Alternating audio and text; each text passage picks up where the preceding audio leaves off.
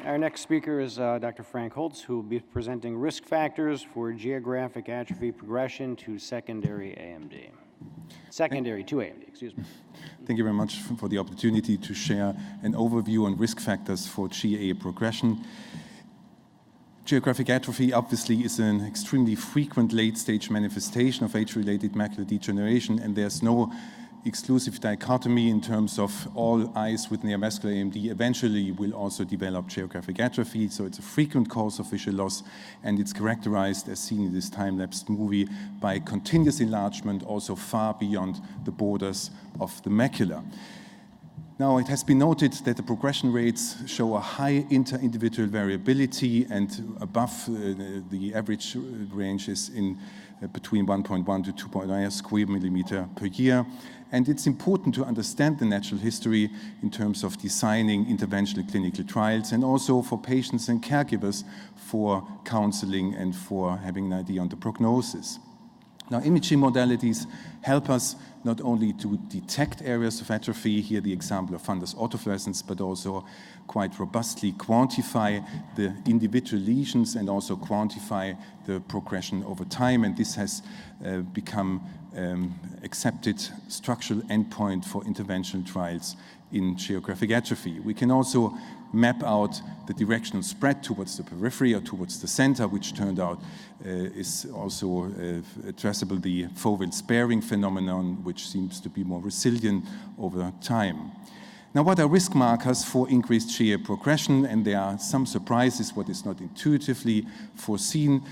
If we look at the fellow eye, this is an important predictor. If you have GA in the fellow eye, you have a very fast progression in your study eye, if you will. If you have CNV, it's less fast. And if you have just intermediate AMD, it's even slower. And there are also lesion and eye-specific morphological characteristics, and I will sum them up here. Size matters, so smaller lesions grow less fast as opposed to larger lesions. And if you have a unifocal spot, it tends to spread out much slower as opposed to multifocal areas of atrophy at the posterior pole. And location matters. If you have foveal involvement from start with, you usually have a slower progression. And you can come out with numbers, mathematical numbers in terms of the circularity, how the boundaries look like, and then you have also a slower progression if you have a high circularity index as opposed to a low circularity index. Another imaging modalities, fundus autofluorescence, puts them in the basket of faster progressors as opposed to slow progressors. And just to pick out the advantage of refined phenotyping, this so-called trickling phenotype is the fastest GA progressor that you can possibly see in your patients. And looking more closely at the subphenotypes of geographic atrophy, other attributes show up, for example, that they have a different genetic risk profile compared to GA in other AMD patients. And they also have a very thin choroid. They have 100% reticular pseudotrusion subretinal deposits, and they also have an increased risk for cardiovascular disease.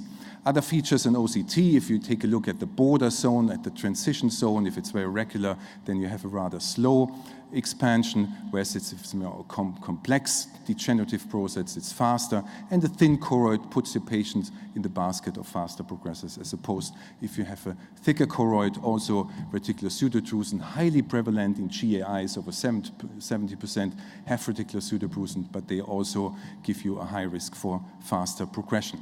Now, just recently, taking use of the OCT and geography to assess flow in the choriocapillaris layer and surrounding patches of atrophy, you quite frequently find flow deficits, as shown here, and the group by Varsada and Phil Rosenfeld demonstrated that, yes, the growth of geographic atrophy correlates with choriocapillaris flow deficits, reflecting perhaps the pathogenetic role in the evolution of atrophy and its progression over time.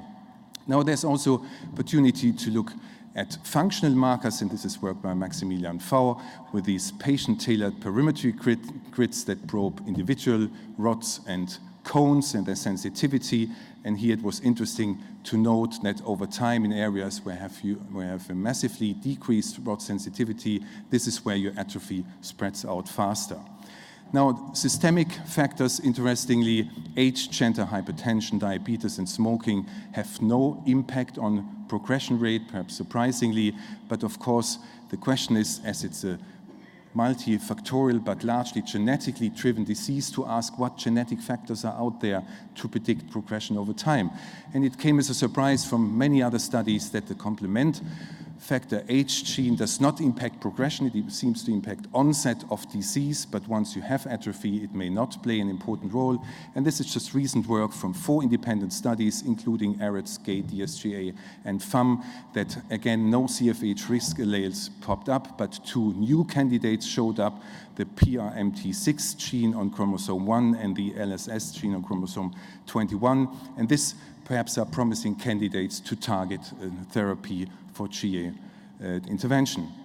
Now, just very elegantly demonstrated by Robin Geimer, the double layer sign, and here we had a patient with a patch of geographic atrophy that didn't grow over time. Had we treated this patient with some drug, we would have said that's success, that's efficacious, but as a matter of fact, it turned out that he has a large non-exudative sub-RPE type 1 occult CNV, quiescent, not exudative, no hyperpermeability signs whatsoever.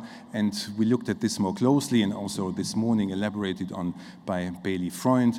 And if you look at areas, if you have a geographic atrophy patch, as in this example, no type 1 CNV, it grows faster into this direction as opposed to the area where you have these vessels. And this was now for the first time quantified, again, work by Maximilian Fau, to demonstrate that yes, you can quantitatively detect a slower rate of progression in the presence of double layer sign and occult CNV. So friend or foe CNV has to be answered. In summary, we have now knowledge on multiple prognostic markers for the progression of geographic atrophy.